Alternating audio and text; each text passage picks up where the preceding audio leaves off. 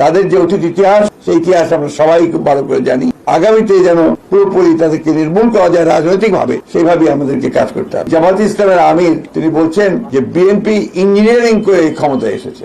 আমি তার তীব্র নিন্দা জানাচ্ছি, প্রতিবাদ জানাচ্ছি, এবং তিনি বা তার দল যে কখনোই সুস্থভাবে চিন্তা করেন না তার প্রমাণিত হয়েছে। কয়দিন কতদিন আটকাবেন? ইনশাআল্লাহ দেশপ্রেমিকরাই বাংলাদেশ আগামীতে পরিচালনা করবে ইনশাআল্লাহ। তৈরি হন, লড়াই চলবে, থামবো না, চালিয়ে যাব। জনগণের অধিকার আদায় না হওয়া পর্যন্ত জীবন যাবে, কিন্তু মাথা নত করবো না ইনশাআল্লাহ। আমরা সংসদে এবং সংসদের বাইরে সরকারকে বলতে শুনেছিলাম, অন্তর্বর্তীকালীন সরকারের সময় মব হয়েছে, নির্বাচিত এই সরকার আর মব পরিচালনা করতে দিবে না।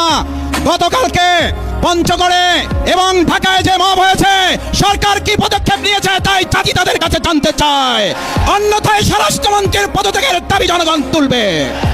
মাননীয় প্রধানমন্ত্রী, আপনি শুধুমাত্র প্রধানমন্ত্রী জুলাইয়ের কারণে, আপনি শুধুমাত্র প্রধানমন্ত্রী আমার 24-এর 1400 শহীদের কারণে, আপনি শুধুমাত্র প্রধানমন্ত্রী আমার 26,000 আহত ভাই বোনের কারণে, আপনি শুধুমাত্র প্রধানমন্ত্রী আমার 650 চোখ হারানো অন্ধ ভাই বোনের জন্য, 72-এর সংবিধানের জন্য না। নতুন করে কেউ ফ্যাসিবাদ কায়েম করতে গেলে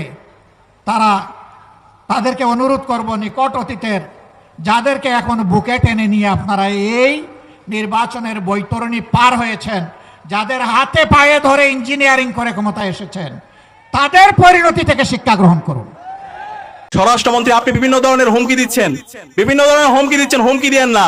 এই জুলাই প্রজন্ম কারো হুমকিকে তোয়াক্কা করে না। আর জুলাইয়ের সাথে যারা বেঈমানি করবে তাদেরকে ছাড় দিয়ে কথা বলা হবে না। শুধুমাত্র মার খাওয়ার জন্য এদেশে জন্মায় নাই। এই কাপুরুষ তারেক রহমানকে আমরা ভয় করি না। ঢাকা পলিটেকনিক থেকে চট্টগ্রাম সিটি কলেজ থেকে শুরু করে বাংলাদেশের প্রতিটি ক্যাম্পাসে এই খুনি সরকারের নিয়ম নির্দেশে পেটুয়া সন্ত্রাসী বাহিনীকে লেলিয়ে দেওয়া হয়েছে। বাংলাদেশে কি আজকে দুটো সংসদ আছে? বাংলাদেশে কি আজকে দুজন প্রধানমন্ত্রী আছে? একজন বিতাড়িত হয়েছেন আর একজন বিতাড়িত হওয়া প্রধানমন্ত্রীর চেয়ারে বসে আছেন। তাই আজকে যারা 72-এর সংবিধান নিয়ে খেলছেন, তারা আপনাদের ইতিহাস ভুলে যাবেন না। পঞ্চম সংশোধনী ফিরায় নিয়ে আসার যে রাজনীতি আপনারা প্রস্তাব করেছেন, এইটা 72-এর সংবিধানে যায় না। 72-এর সংবিধান মোতাবেক শেখ মুজিবুর রহমান এখনো জাতির জনক, এখনো স্বাধীনতার ঘোষক। তাহলে 26শে মার্চে স্বাধীনতার ঘোষণাপত্রের দিন আপনারা কেন শেখ মুজিবের কবরে ফুল দিতে গেলেন না? সেই প্রশ্নগুলো আপনাদেরকে করতে হবে। তাই আমরা মনে করিয়ে দিতে চাই, বাংলাদেশে বর্তমান সরকার এবং সংবিধানের একমাত্র লেজিটিমেসি হচ্ছে 24-এর গণ অভ্যুত্থান, 72-এর সংবিধান না। তাই এই গণ অভ্যুত্থানকে যদি আগামী দিনের রাজনীতি বাংলাদেশ রাষ্ট্র বিনির্মাণের রক্ষা কবচ করতে হয়, সেটা শুধুমাত্র জুলাই সনদ অক্ষরে অক্ষরে বাস্তবায়নের মাধ্যমে, গণভোটের গণরায় বাস্তবায়নের মাধ্যমেই সম্ভব। 72-এর নাটক দিয়ে সম্ভব হবে না। আপনারা হাসিনা হয়ে উঠছেন, আমরা আবু সাইদের উত্তরসূরি বেঁচে থাকতে আমরা তা হতে দিব না। প্রয়োজনে জীবন দেব, কিন্তু বাংলাদেশে আর কখনো হাসিনা তন্ত্র ফিরে আসতে দেব না। প্রয়োজনে আবু সাইদের মতো আমরা রাজপথে নামবো, কিন্তু বাংলাদেশে আমার আর কোনো বোনের উপর, আমার কোনো মায়ের উপর শ্লীলতাহানি হতে দেব না। সুতরাং সাবধান করছি, আর কোনো আমার মা বোনদের উপর যদি হামলা হয়, আমার মা বোনদেরকে যদি বিভক্ত করার হুমকি দেওয়া হয়, আর কোনো যদি দর্শন হয়, দর্শনের পর যদি বিচার না হয়, তাহলে আমরা আবার রাজপথে নেমে আমরা গণপ্রতিরোধ গড়ে তুলবো ইনশাআল্লাহ। তাদেরকে অনুরোধ করব, নিকট অতীতের যাদেরকে এখন বুকে টেনে নিয়ে আপনারা এই নির্বাচনের বৈতরণী পার হয়েছেন, যাদের হাতে পায়ে ধরে ইঞ্জিনিয়ারিং করে ক্ষমতায় এসেছেন, তাদের পরিণতি থেকে শিক্ষা গ্রহণ করুন। একজন সাবেক সরকার, এই ইন্টারিম গভর্নমেন্টের একজন উপদেষ্টা, তিনি বলেছেন আমরা ওদেরকে মেইন স্ট্রিম হতে দেইনি। ওরা পাওয়ার কথা ছিল 168, আমরা এদেরকে নামিয়ে এনেছি 68-তে।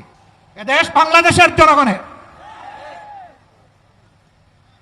আধিপত্যবাদের দূষরদেরকে তাড়া দেখিয়ে শত শত আলিম উলামা বুকের তাজা রক্ত এবং জীবন দিয়ে এই দেশবাসীকে জীবন এনে দিয়েছেন।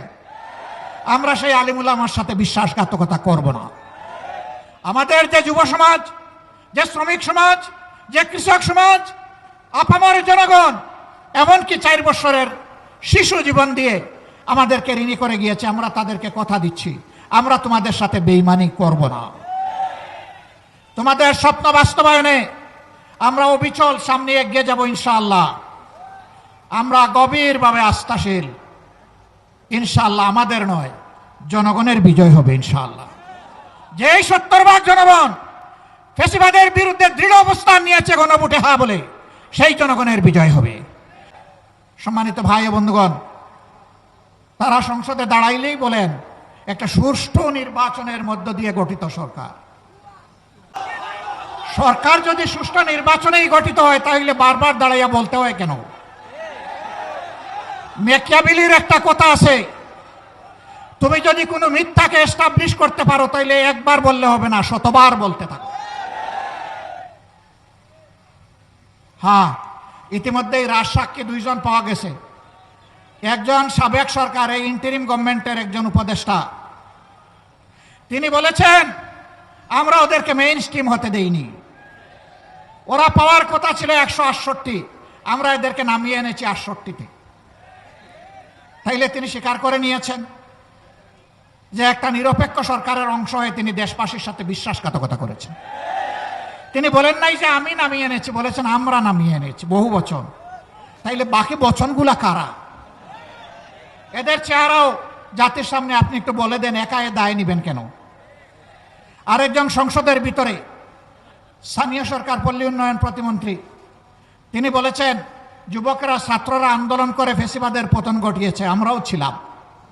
তবে ডক্টর মোহাম্মদ ইউনূস ক্যাপ্টেনের হাতে লন্ডনে গিয়ে পতাকা দিয়ে এসেছেন, ক্যাপ্টেনের হাতে নাকি ট্রফি দিয়ে এসেছেন। ট্রফি যদি আগেই ক্যাপ্টেনের হাতে চলে যায় তাহলে এটা ছিল নির্বাচন নামের তামসা। তারা স্বীকার করে নিচ্ছেন। মৌলানা মামুনুল হক সংসদে গেলে কি হতো? যা হতো এর ভয়েই তাকে আটকে দেওয়া হয়েছে। আজকের এই সমাবেশ থেকে আমরা আরেকবার প্রতিজ্ঞা নিলাম, ইনশাআল্লাহ জুলাইকে সম্মান করব, বুকে ধারণ করব, জুলাইয়ের সাথে বেঈমানি করব না। আর জুলাইয়ের সাথে যারা বেঈমানি করবে তাদেরকে ছাড় দিয়ে কথা বলা হবে না। বিশেষ করে যুবকদেরকে অনুরোধ করব, তৈরি হন। বলবেন আর কতবার জীবন দেব? দেশের জন্য যতবার প্রয়োজন আমিও তোমাদের কাতারে দাঁড়িয়ে বলছি, আমিও যুবক, জীবন দিতেই থাকবো ইনশাআল্লাহ। বিড়ালের মতো বাঁচতে চাই না 100 বছর, 1000 বছর, সিংহের মতো বাঁচতে চাই 1 সেকেন্ড। এর মাঝে আর কোনো কম্প্রোমাইজ হবে না ইনশাআল্লাহ। আধিপত্যবাদের কোনো ষড়যন্ত্র বরদাস্ত করা হবে না, সব কিছুকে ছিন্ন ভিন্ন করে দেওয়া হবে ইনশাআল্লাহ। সবাইকে আবারও আরেকটি অনিবার্য লড়াইয়ের জন্য প্রস্তুতি নেওয়ার আহ্বান জানিয়ে আমার বক্তব্য এখানেই শেষ করছি। আল্লাহ হাফেজ। বাংলাদেশ জিন্দাবাদ, বাংলাদেশ খেলাফত মজলিস জিন্দাবাদ। স্বরাষ্ট্রমন্ত্রী, আপনি বিভিন্ন ধরনের হুমকি দিচ্ছেন, হুমকি দিয়েন না। এই জুলাই প্রজন্ম কারো হুমকিকে তোয়াক্কা করে না। আপনারা হাসিনা হয়ে উঠছেন, আমরা আবু সাইদের উত্তরসূরি বেঁচে থাকতে আমরা তা হতে দিব না। প্রয়োজনে জীবন দেব, কিন্তু বাংলাদেশে আর কখনো হাসিনা তন্ত্র ফিরে আসতে দেব না। প্রয়োজনে আবু সাইদের মতো আমরা রাজপথে নামবো, কিন্তু বাংলাদেশে আমার আর কোনো বোনের উপর, আমার কোনো মায়ের উপর শ্লীলতাহানি হতে দেব না। সুতরাং সাবধান করছি, আর কোন আমার মা বোনদের উপর যদি হামলা হয়, আমার মা বোনদেরকে যদি বিভক্ত করার হুমকি দেওয়া হয়, আর কোনো যদি দর্শন হয়, দর্শনের পর যদি বিচার না হয়, তাহলে আমরা আবার রাজপথে নেমে আমরা গণপ্রতিরোধ গড়ে তুলবো ইনশাআল্লাহ। বাংলাদেশ আজ ভালো নেই, ঢাকা আজ ভালো নেই, নরসিংদী আজ ভালো নেই, গাইবান্ধা আজ ভালো নেই। জুলাই বিপ্লব পরবর্তী এত শাহাদাতের মাধ্যমে আমাদের আশা ছিল একটা নতুন বাংলাদেশ পাবো। এক কিশোরকে, 15 বছর বয়সী কিশোর, তাকে গণধর্ষণ করা হয়েছে।